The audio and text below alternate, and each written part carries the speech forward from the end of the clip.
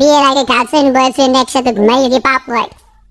ঘুমাই তো পাপ হয় না, সমস্যা হতে যাবো মাস্টার।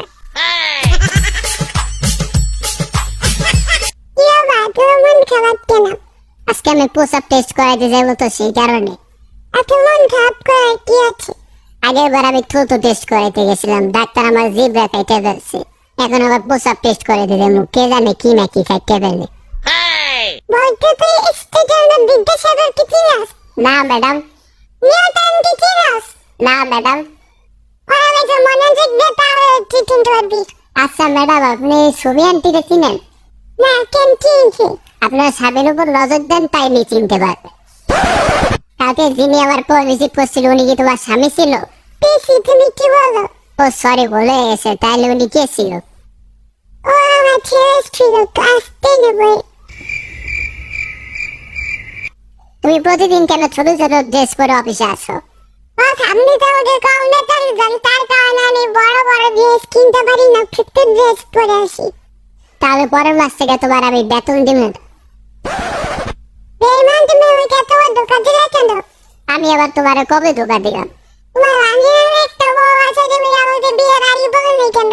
কেন তোমার মনে নেই আমি বিয়ের আগে তোমার বারবার করে বলছি আমি তোমার রানীর মতো করিয়া রাখুন?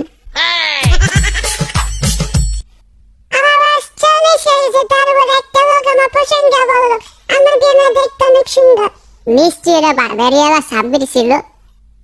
তুমি জানলে কিভাবে?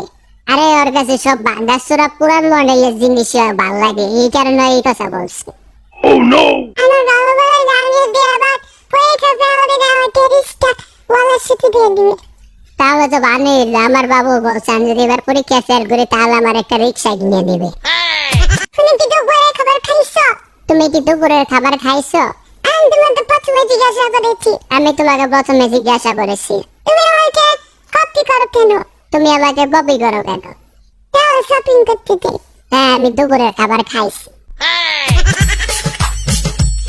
দেখো তো আমি শান্তি আমাদের গান মতো লাগে। তোমার দেখতে অনেকটা পাশের বাসার বাড়ির মতো লাগে। কি বললেন?